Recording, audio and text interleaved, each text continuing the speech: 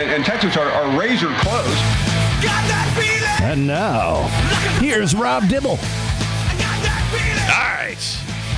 So since Ben doesn't have the Connecticut coaches power poll anymore, college coaches poll, got something better. I was thinking about that today. By the way, just to go back to last week, we did have a challenge game on the college football power poll of Connecticut.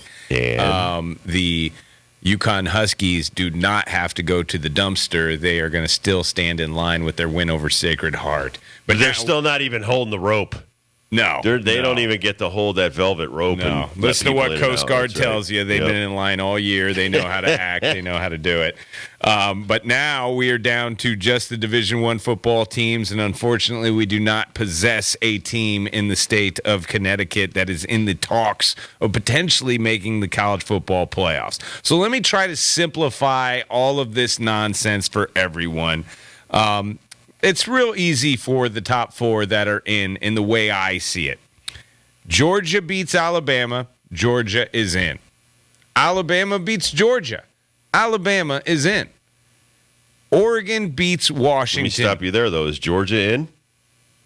If Alabama beats Georgia, can Georgia still make it? I don't know yet. Okay, I'm just we'll going. get to that. This is the win and in group. The Georgia Alabama SEC championship. I'm sorry to all of those Bama haters out there.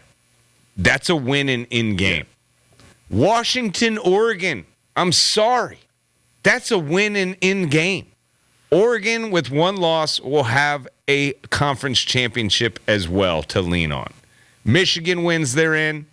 And I'm sorry, Florida State wins, and they're in. Are you going to tell me that, let's say Michigan, they're in the semifinals and they win that game, and they are bound to go to the national championship because they won. But J.J. McCarthy and Blake Corum got in a car accident before the game and they can't play. So are we going to substitute Michigan for the national title? No. Just like we're not going to do it for Florida State. I'm talking as if I'm the mouthpiece of the committee right now. Let's go back to Georgia, Alabama. Okay. Because Georgia is the two-time national champion defender. Yes. They've been number one most of the year. Uh-huh. You get to the conference final. You've already done everything you could possibly do, and you get beat by Alabama, who Yes. has to win the football game. This is somewhat of a doomsday, chaotic scenario. If Georgia were to lose and Oregon were to win, you have 2 one-lossers. Your Georgia loss is against Alabama. Your Oregon loss It's to Washington. and a team that you just beat to give them a loss as well. So, like, your win is really kind of hurting you because of the team you're going to beat. All right, but then I go back and I look at Washington's schedule. And is it as difficult as Alabama's? And, is Georgia's schedule more difficult than both Right. Oregon and Washington? To me, I put an arrow and I circled it as in that is the controversy for me and for everyone. I think the argument today should be, what if Georgia loses and Oregon wins? To me, and then you have Michigan and Florida State as well, both winning. But that's a better argument than even if Florida State wins, they shouldn't be in. Florida State's done everything they can, and then entire football team, coaches, staff, everybody, and it's extensive how many people contribute. To make it seem like because you lost your starting. First of all, I don't even like the term starting or backup because sometimes the backup's a freshman. He just got there. He's paying his dues. Remember when Tua came in the second half? That's right. And Jalen Hurts sat. I mean, do you say, well, you know what? You won the national title with your backup? No, he's another quarterback. It happens all the time. So I don't like the term backup anything. He's not a back. He's on the roster. He's got a scholarship. He's just as good as anybody else. It's just not his time yet. I think another question that I have when I'm trying to break this down is where Texas fits in all of it. Because if Texas wins and they have a Big 12 championship, they have a conference championship in a Power 5 conference, and let's say Alabama wins, they're both conference champs. They both have one loss. Who did Alabama lose to? Texas. That's weird to me that, like, Texas could get held out, but a team they beat gets put in, and they both have one loss. That's a bigger argument. Yeah, like than an that. undefeated Florida State. That and then the whole Georgia-Oregon scenarios, those two scenarios to me are ones that I would have to lean on 12 people that are not affiliated with anything, as in the committee, and for them to make the decision. Here's a real, and if you noticed, and I understand if you knew me from the Midwest, I am a Buckeyes hater. I am an Ohio State hater. I'm not a super big Michigan fan. I'm just a Columbus, Ohio hater. The water somehow tastes better to all those Buckeye fans. I don't get it. They're going crazy today because they believe their loss is a lot better than Texas's loss, and that Oregon plays a soft schedule compared conference championship, right, and you're going to have one loss. That does not compare to Florida State, and that will not compare to a one-loss Texas or a one-loss Oregon or a one-loss Alabama, because they will all have conference championships. And like Dib said, you're sitting there idle, getting invited, healthy for a week. Yeah, you're not invited. I'm sorry. They're not a part of the conversation, and they shouldn't be all weekend. Here's a doomsday scenario for you. Alabama beats Georgia. Oregon beats Washington.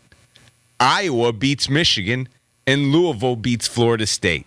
That would be all four remaining undefeateds with one loss, giving you all those teams: Alabama, Georgia, Oregon, Washington, Michigan. It would be Washington, Florida State, and I do believe there's another one. No, that's it. Yeah. So Ohio State would be the only one who's not playing. Correct. They would be idle. I think Ohio State's outside of the final 8 right now. I don't agree with where they are. Right. And I understand why they are 6 just because of the rankings and what has happened. But when we fast forward to next Sunday, they're still only going to play 12 games. And a 12-1, I'm just going to go back to kindergarten math class here. 12-1 is better than 11-1. Absolutely. And that would be Texas, and that would be Oregon, and that would be Alabama. I think the teams that are 12-1 have a much better case, win or lose their conferences, than Ohio State. I just, once again, you're not playing. These other teams have to play an extra game. Right. That's an extra 60 minutes that you're taking a pounding. But you're out there, and it could be a field goal or what. Even the loss to Texas, they got beat by Oklahoma, and it was 34-30. That's a hell of a football game. That's a hell of a football game. So Texas has nothing to be ashamed about. As far as Georgia and Alabama, we know the way the TV brains work. They are always thinking, how can we get more eyeballs on the product? And I certainly think that more eyeballs would rather see Georgia, Alabama in the Final Four than Oregon winning their conference and getting in by beating Washington, the team that beat them. I do believe that Oregon could get screwed in this. Correct. Or it could be Florida State, because let's just say, the Oregon, Washington's a wash. Whoever wins is in. Georgia loses. Michigan wins. Who do you put in? One loss Georgia or undefeated Florida State? And one loss Georgia. That's the big question. And what you're bringing up is like, what would you rather see? Would you rather see the 1-4, which I'm guessing would be Michigan versus Georgia, which we got that game last year and it wasn't very fun. But, that was last year. 2 completely different rosters, 2 different teams. And then you would get Alabama versus the Pac-12 champ. Or you get Michigan versus Florida State, which, honestly, I think that's a game, man. Even with the backup quarterback of Florida State, I think that's a game. And then you still get the Pac-12 versus Alabama.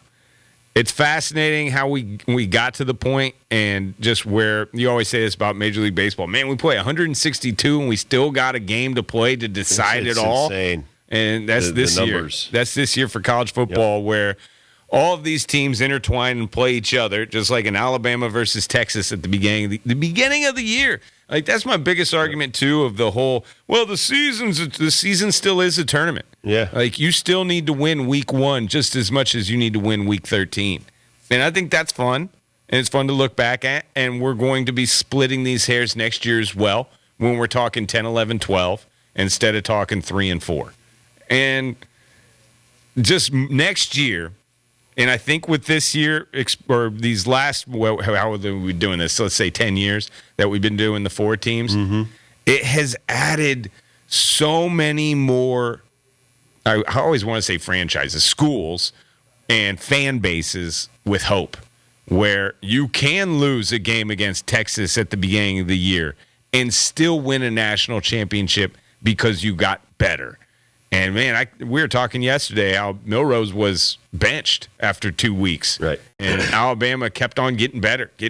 And now they may beat Georgia and win the SEC title and then win 2 more to win a national title. That's a great story. It's a great Alabama story for a team that looked like they were dead, benched their quarterback, and actually won it all.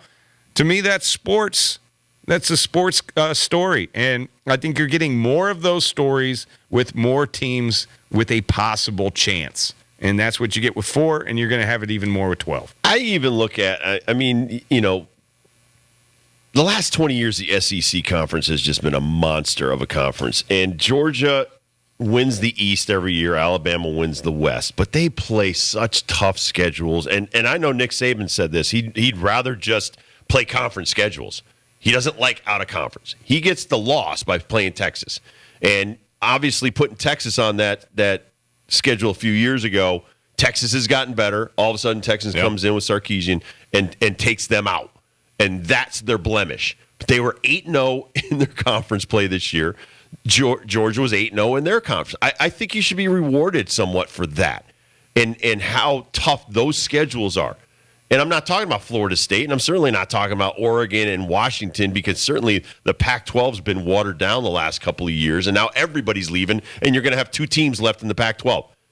Nobody's leaving the SEC. I think that's a little piece of the puzzle, too. Like, I know these college football playoff committee guys and gals, they're supposed to be as objective as possible, and if there's any kind of conflict of interest, they're supposed to leave the room.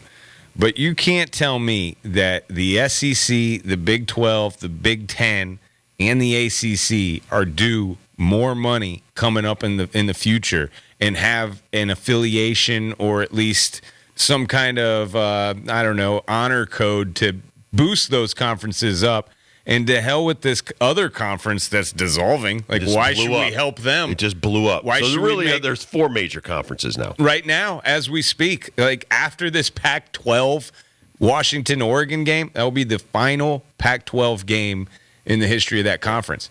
So why should the committee do them any favors? I could see Oregon winning the game and the Pac-12 getting left out because of politics of the conference situation. Agreed. And I wouldn't feel bad because I feel sick that they exploded. But you saw everybody, the haves already, the USCs and the UCLAs and the teams like that, they ran for the money. Yeah. They knew, okay, we're going to blow up, and yet we've got to, this is musical chairs, we've got to get a chair before they're all gone. And they basically went together. You know, the 2 biggest rivals said, we're going to go together in this. And some of these other teams did the exact same thing. And we're going to get ours right now, and we're going to leave these other people holding the bag. Well, what if you get left holding the bag? And we say, listen, the SEC is still where, and honestly, the SEC network, when it started, it really, really highlighted college football in a different way. I mean, they've been propping up the other conferences for years. And so why shouldn't your 2-time defending champion Bulldogs get an extra little favoritism towards them than Oregon in this situation? And is another good point as far as 2-time national champions. If you have a loss at Georgia and you don't put the Bulldogs in the college football playoff, all them dogs in Athens are going to be like, the only reason we didn't win 3 in a row is because y'all didn't let us. Like that could be a part of the Exactly. conversation that's going to pop up here after Saturday if Bama wins. And the other two teams that aren't SEC teams that get in, do you really want to win a championship without Georgia in there? I want a shot at knocking Georgia out. I want that. I mean, going back to my career, the best thing about winning over the Oakland A's was it was the third straight year they'd been there. And the Dodgers, who we hated, they were in our division. They took them out in 88. Giants from our division got beat in 89, and we took them out in 90. And you think about that all the time. So that third chance at knocking Georgia off, let's just say it's Michigan, gets a chance to take out Georgia again, and they do. That's something you're going to live the rest of your life, and as the final four teams in the playoff, that, hey, we weren't shortchanged by Georgia losing one game in the conference championship, and they didn't get in the Final Four, and they'd been the number one team most of the year. I totally agree with what you said at the beginning of the show, too, of how these playoff games really build individual brands more than anything else in college sports. Like, you know, Carmelo Anthony became a household name after the Syracuse run when they won a national title. And, you know, I know he was still going to be drafted and still, but his status, like even to this day, when we argue about Carmelo Anthony's place in basketball history, that's brought up. That's like the first thing. Like the dude won by himself as a freshman through a tournament that's such a crapshoot.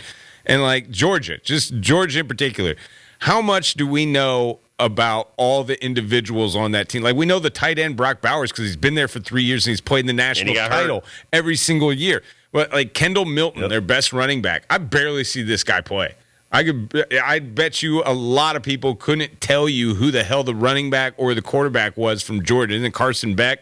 Still Carson Beck, right? Yes. He's a QB. If they were to play 3 playoff games, those 3 games would just be a showcase for these guys and actually putting their talent out there. But still, to me, even though we got NIL, and basketball's getting a little bit bigger in this regard, but still to me, college athletics, the stars are the head coaches, still. And I think the more these playoffs become a thing and the NIL keeping these kids in school for multiple years, I think the college player might regain some of that star power than what they used to have compared to the coach's star power right now. All right, we'll take a quick break. We'll come back. We'll talk some NBA East in-season tournament. Yes, we're still going to talk about this because actually the teams that are playing are some of the best teams in their divisions anyway. So we got some local of it. Ones, man. So we'll talk about that when we come back. And then next hour, I think we should add Greg Olson to this conversation because he wants that Carolina job.